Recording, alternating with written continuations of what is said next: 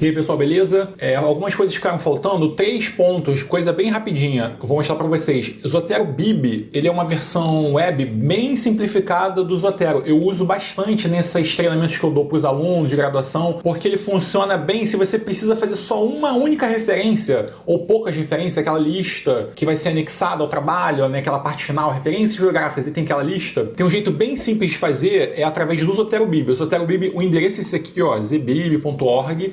E aqui ele dá esse campo, ele só tem essa opção que você bota ou o DOI do artigo, ou o ISBN, no caso de um livro, o Archive, o PubMed ID, ou a URL de onde o artigo foi publicado. Então eu vou pegar aqui um artigo de exemplo. Procurem sempre o DOI. A gente já meio que percorreu isso, mas em algumas bases é fácil de identificar. Eu vou copiar aqui esse número, vou jogar aqui. E aí é só dar essa citação que ele vai gerar aqui. Só que tem o seguinte, aqui ele fez ele tá vendo? Eu só incluí o DOI e ele já gerou isso aqui para mim, bastaria eu selecionar, copiar e colar. Só que a gente pode editar o tipo de estilo, igual a gente faz lá no Zotero, naquelas 10 mil possibilidades de escolha de estilo. Nesse caso aqui, se eu abrir aqui o campo editar, ele vai abrir todo aquele, né, como se fossem os campos mesmo, naquela info, né, que a gente viu lá do Zotero, que eu posso fazer toda a edição manual, se for o caso. E também selecionar o tipo de estilo, né, que eu quero usar. Então a gente está usando, se for a BNT de base ou qualquer outra, dentre daqueles 10 mil, é só selecionar aqui, ó. Aí tá vendo? Ele dá alguns aqui que são o padrão, o default, mas eu vou escolher o outro, eu vou escolher o da BNT da Federal do Rio Grande do Sul. Federal do Rio Grande do Sul, autoria completa. Aí ele vai reformatar automaticamente de acordo, né, com o estilo aqui que eu escolhi. Aqui tá duplicado, só vou cortar um aqui. E aí, tá vendo esse botãozinho aqui, ó, é só para fazer o copiar e colar. Se eu quiser omitir o nome do autor para fazer aquela inclusão dentro do corpo do texto, ou se eu quiser incluir numeração da página, tudo isso é permitido, mais ou menos igualzinho ele faz lá no software, né, propriamente. Eu vou copiar. Se eu abrir aqui um documento Word, um documento WordPad, é só colar. Então, assim, esse é o jeito mais simplificado para quem está querendo só gerar algumas referências para um trabalho, de repente um trabalho de disciplina que você, às vezes a pessoa não quer instalar o Zotero ou acha complicado demais. Esse modelo aqui é um modelo bem simples, porque é o recurso que oferece aquilo que o Zotero tem de melhor, que é essa geração automática das referências, mas aqui de maneira bem simplificada. Se eu abrir aqui, ó, um documento Word, vou colar, eu copiei lá, vou colar aqui a referência. Ou aqui ele me deu como se fosse no corpo do texto. Então eu posso copiar o completo aqui, que aí entraria lá naquela parte final de referências bibliográficas, aí eu vou lá no final e jogo aqui. Tá? Assim, dá para dar uma editada aqui, como eu fiz um copiar e colar grosseiro, mas joga no bloco de notas para tirar da formatação e joga de volta aqui. Mas tá aqui, né? O necessário tá aqui. E vocês viram que eu não precisei fazer nada. Então, assim, claro que com o Zotero instalado, com o plugin do browser, é bem fácil de fazer esse tipo também de importação de dados, mas aqui no caso, eu tô só com um site, né? Um site como se fosse um Google que tem um campo, eu jogo ali a informação e ele processa automaticamente. Tem aluno que gosta de usar isso daqui. Então fica assim, só como sugestão também de possibilidades, quem quiser indicar também, ou quiser fazer um processamento de uma referência, de uma formatação de maneira mais rápida, pode usar o Zotero Bib. Podem botar no Google lá, Zotero Bib, ou esse endereço aqui, ó, zbib.org. Outra coisa que eu fiquei devendo também foram as opções de uso mobile, né, para celular, para smartphone. O Mendeley, ele tá meio que no limbo, assim, eles tinham um aplicativo para Android, eu acho, e depois descontinuaram e agora ele não oferta mais. O Zotero oferta. Aí tem uns aplicativos oficiais. Para quem tem iPhone, pro iOS ele tem uma versão oficial, que é do próprio Zotero. Essa página aqui, eu estou na página oficial, tá, da documentação do próprio fórum lá do Zotero, eu posso depois mandar o link para vocês. Mas aqui ele dá as opções. Então, para quem usa o iPhone, o iOS, iPad, ele também aceita. Aí tem essa versão oficial. E para quem usa Android, aí tem umas versões que são... É como se fossem uns genéricos, assim, não é uma versão oficial do Android, mas que funciona bem. Eu uso esse daqui que é o Zoo for Zotero. Eu até pensei em gravar a tela, mas eu acho que não precisa. Vocês vão conseguir visualizar bem aí. Mas ele é quase que um espelho. Você faz a sincronia também da mesma forma. Só que ele só não tem muitas opções de fazer aquelas edições. Até por conta do... Aqui na tela fica difícil de você fazer todas aquelas seleções, aqueles highlights, os grifos. Mas é possível, por exemplo, você ler um artigo e incluir notas. Eu acho que isso já facilita. Então é muito comum, né, os alunos ficam, eu gosto de ler coisas no translado, ali no ônibus. Então você faz a sincronia, você baixa alguns artigos na íntegra, se for necessário, no próprio celular, no armazenamento ali daquele cloud lá, ele contabiliza também o celular. É possível armazenar alguns artigos e fazer a leitura e incluindo as notas. Aí depois, quando você abrir a versão do aplicativo, as notas que você eventualmente fizer no celular vão aparecer também na versão desktop. Aí acho que facilita. Aí assim, quem usa Android, acho que pode depois testar aí, baixa, tem lá no Play Store, baixa, instala e vê o que funciona melhor. Eu uso esse Zoo e para mim, assim, pelo menos para leitura... essas leituras, assim, quando eu não estou no computador propriamente, aí estou querendo matar um tempo ali, funciona bem nesse sentido. A versão do iOS eu não vou poder dizer porque eu não tenho um celular iPhone agora, então não consigo nem testar. Mas assim, como é oficial, então imagino que os principais componentes estão ali. E a outra coisa também interessante é o seguinte, o Zotero, ele conta também nessa documentação oficial, tem uma infinidade de plugins, né? Igual os plugins que a gente instala no browser, são essas extensões, são funcionalidades que normalmente são, como é um sistema de código aberto, são criadas pela própria comunidade tentando incrementar a ferramenta. Então, não são nem sempre opções oficiais dos desenvolvedores da ferramenta, mas que a comunidade ali cria alguma coisa. Eu acho que isso aqui de repente poderia ter uma funcionalidade a mais, e aí as pessoas trabalham no código, desenvolvem e depois liberam aqui, tem algum sistema ali de aprovação. Mas tem bastante coisa que pode ser que sirva para vocês. Assim, eu sinceramente, eu não uso quase nada disso daqui. Aqui, por exemplo, tem a possibilidade. Importação de metadados por leitor de código de barra. De repente, se você precisa fazer uma coisa tipo livros e incluir livros, bibliotecários talvez podem fazer algum tipo de importação manual desse tipo. Aí tem um gestor aqui de DOI, que você consegue fazer a varredura através dos DOI para quem está trabalhando mais com artigos recentes, aí pode usar dessa forma para processar em larga escala. Mas, assim, tem uma série de opções aqui que vocês podem ler, tem essa descrição aqui que explica o que é, o que não é, como funciona, o que pode ser feito. O Zotify, que eu só mencionei, não sei se eu cheguei a mostrar naquela aula retrasada, mas que é um dos sistemas também desses plugins mais comuns, mais utilizados, e por aí vai. Mas são todas essas opções de ter um sistema, um componente adicional, além daquilo que a ferramenta já oferece oficialmente, né, como uma instalação padrão da ferramenta. Então, assim, é só para quem já usa qualquer tipo de extensão de browser, a própria extensão de browser do Zotero é um tipo de extensão que a gente usa normalmente. Bem, aí percorram aí, vejam se tem alguma coisa que possa interessar vocês. Como eu falei, sinceramente eu não uso quase nada disso daqui, além daquelas coisas oficiais, tipo, ele dá aqui integração com o Word e tudo mais. Tem uma coisa só que eu gosto de usar, que é o seguinte, é o tema noturno.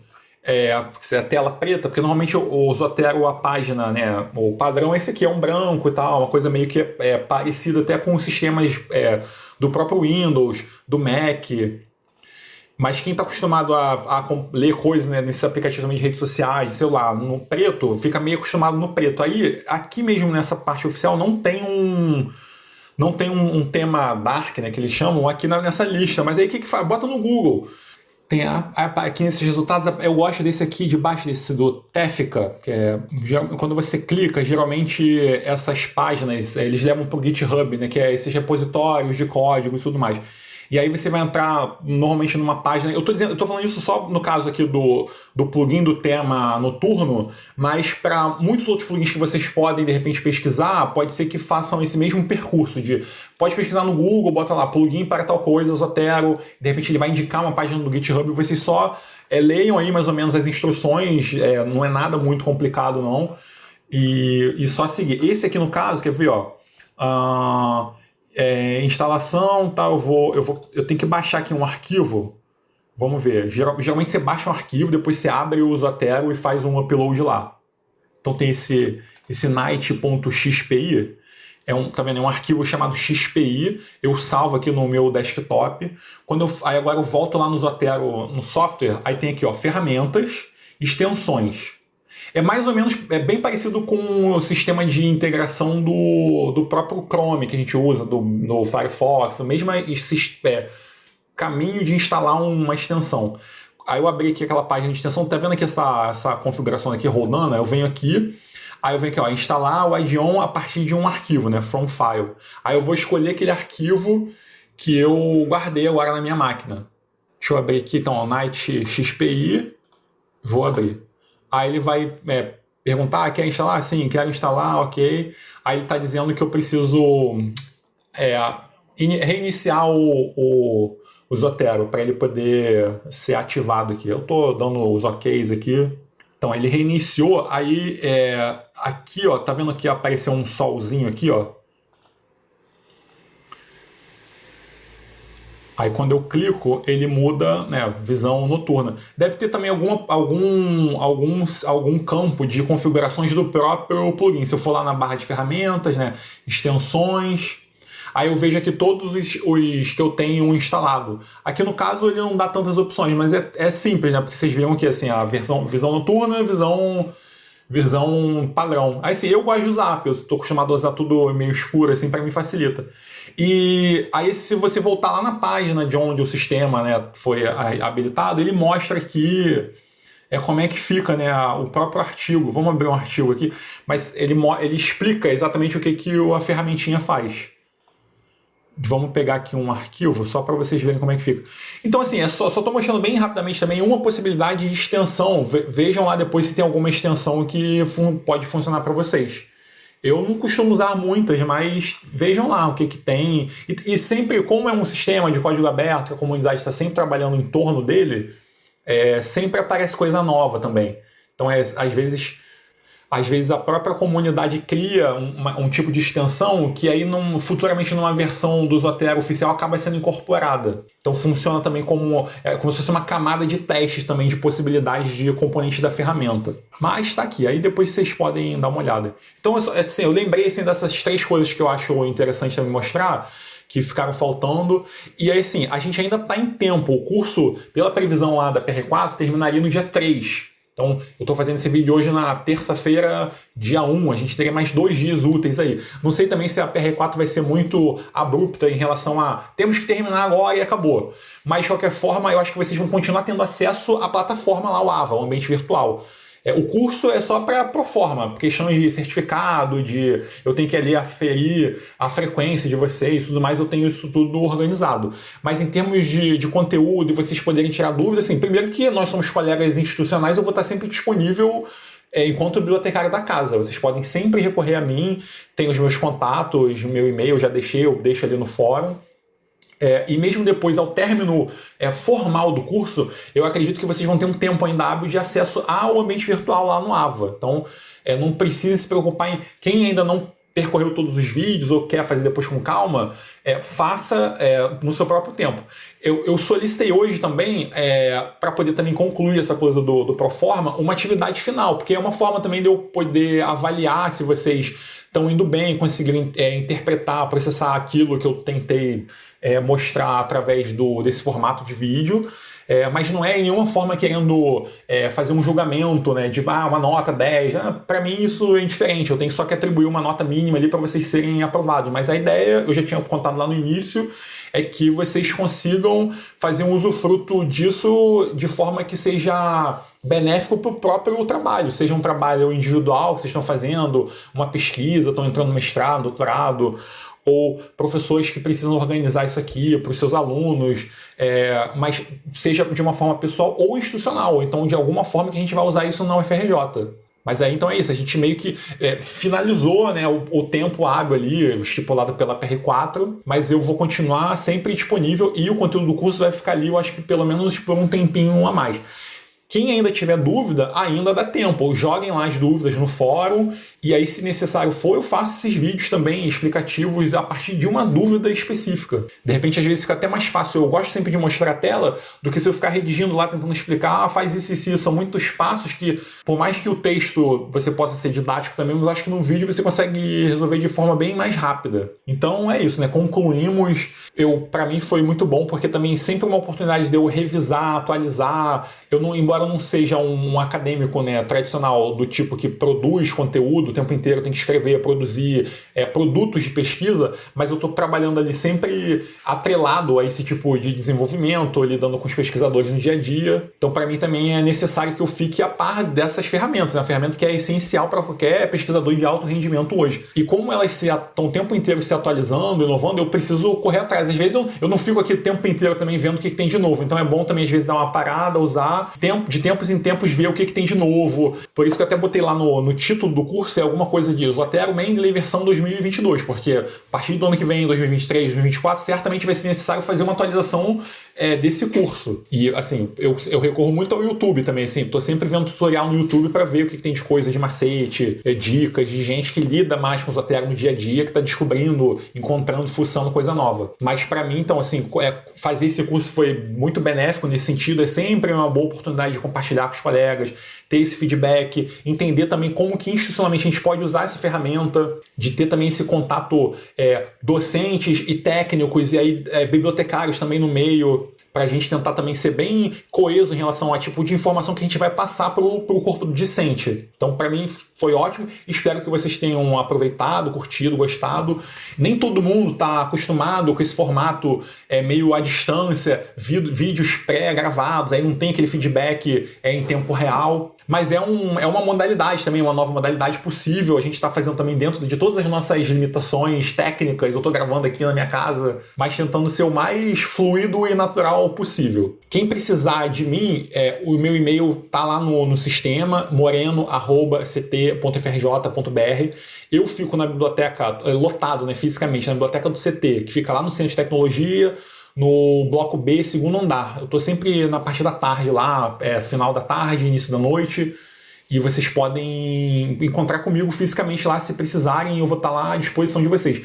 E também, assim, todos os bibliotecários, ou pelo menos a maior parte dos bibliotecários da casa, estão aptos mesmo que eles não dominem completamente a ferramenta, a pelo menos indicar caminhos. Então, se vocês precisarem indicar de alguma indicação ou tirar dúvida com o bibliotecário da unidade de vocês, de repente, pessoal da área de saúde, é bom conversar com os bibliotecários da área de saúde, do hospital, do CCS, porque eles dominam e têm familiaridade com o tipo do escopo ali da pesquisa dessa área, que pode ser que tenha alguma interferência ali em relação ao tipo de informação que a gente vai fazer a descrição, a inclusão de notas, e enfim, por aí vai. Mas o pessoal é super qualificado também, vocês podem recorrer a eles. Mas assim, não fiquem acanhados, tá? Tô à disposição mesmo, podem entrar em contato comigo.